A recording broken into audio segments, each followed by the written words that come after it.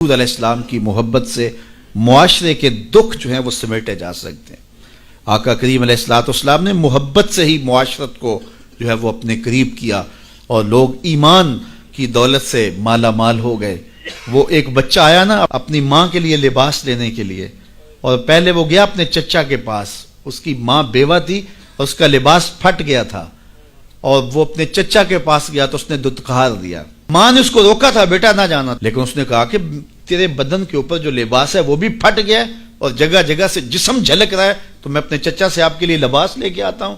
پھر جو رویہ اس نے اختیار کیا تو واپس روتا ہوا آ رہا تھا، تو کسی نے راستے نے پوچھا کہ کیا ماجرا ہوا؟ اس نے کہا چچا کے پاس گیا تھا ماں کے لیے لباس لینے، اس نے تو لا کے بھیج دیا۔ اللہ اکبر۔ تو اس نے کہا کہ جا سین حرم میں محمد نام کا ایک شخص بیٹھا ہوا ہے، اگر تو اپنا دکھڑا اس کے سامنے پیش کرے تو وہ امید ہے تمہیں رد نہیں کریں گے، لیکن سن لے ان کا دین کوئی اور ہے۔ اللہ اکبر۔ اپنے ماں کے پاس آیا تو ماں کو کہا کہ چچا نے تو لا کے بھیج دیا، لیکن آپ کی حالت مجھ سے دیکھی نہیں جا رہی۔ بچہ ابھی شعور کی منزلوں میں قدم رکھ رہا تھا، پہلے بہت چھوٹا تھا، اب اس کے اندر ایک جذبات تھے بچے کے اندر۔ تو ماں نے کہا کہ بیٹا نہیں، ان کے پاس نہیں جانا، سنا ہے کہ جو ان سے ملے دین دھرم چھین لیتے ہیں اس کا۔ اللہ اکبر۔ تو حضور علیہ السلام کے پاس جانے سے ماں روکنے لگی، لیکن بچے نے کہا کہ امی میں پکا رہوں گا، بتوں کا وفادار رہوں گا، تم اس ٹینشن کو، اس پریشانی کو چھوڑ دو۔ اور حضور کی خدمت میں حاضر ہوا۔ حضور صحن حرم میں چادر اوڑے بیٹھے ہوئے تھے، اور جا کے کہنے لگا میں پہلے بات آپ سے کر لیتا ہوں، آپ کا دین میں نے قبول نہیں کرنا۔ حضور مسکرا کے بولے بیٹا بتاؤ کس لیے آئے ہو؟ کہا میری ماں بے لباس ہے، میں آپ سے لباس لینے آیا۔ حضور نے چادر رحمت اتار کے اس کے کندھوں پہ ڈالی۔ اللہ اکبر۔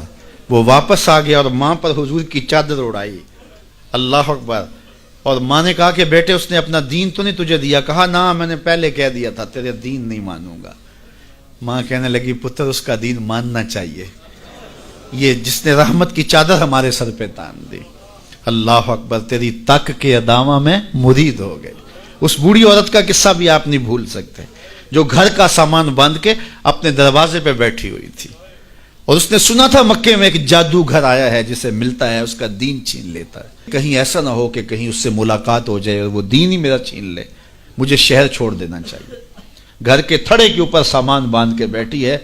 حضور بھی گزرے تو اس نے دیکھا تو کہا بھتیجے یہ سامان میرے سر پہ رکھ دے۔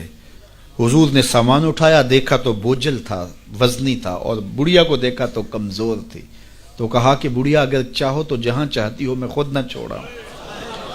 اس نے کہا اس سے بڑی مہربانی کیا ہوگی؟ حضور نے سامان اٹھایا ہوا ہے اور بڑھیا سے باتیں بھی کرتے جا رہے ہیں۔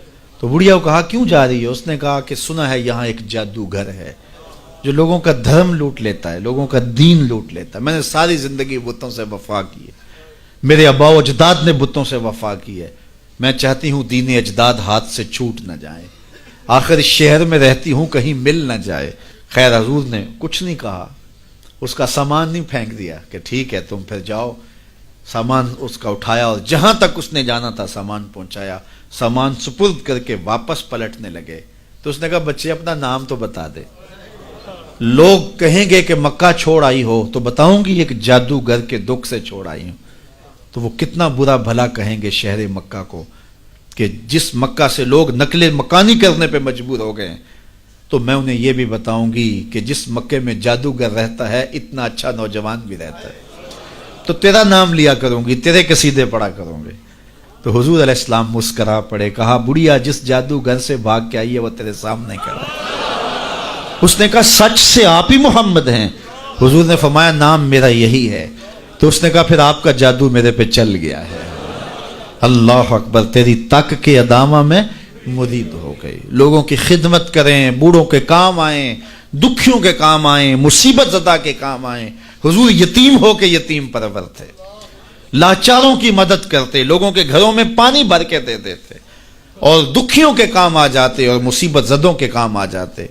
تو حضور سے پیار کرنے والوں، امت میں آپس میں حسد نہ پھیلاؤ، بغض نہ کرو، نفرتوں کے پہاڑ کھڑے نہ کرو، ایک دوسرے سے پیار کرو، جڑو، امت وحدہ بنے، اور اپنے ماحول کو، اپنی معاشرت کو ایک خوبصورت معاشرت کا رنگ دو، اور اپنی زندگی کو حضور کے نام کر دو۔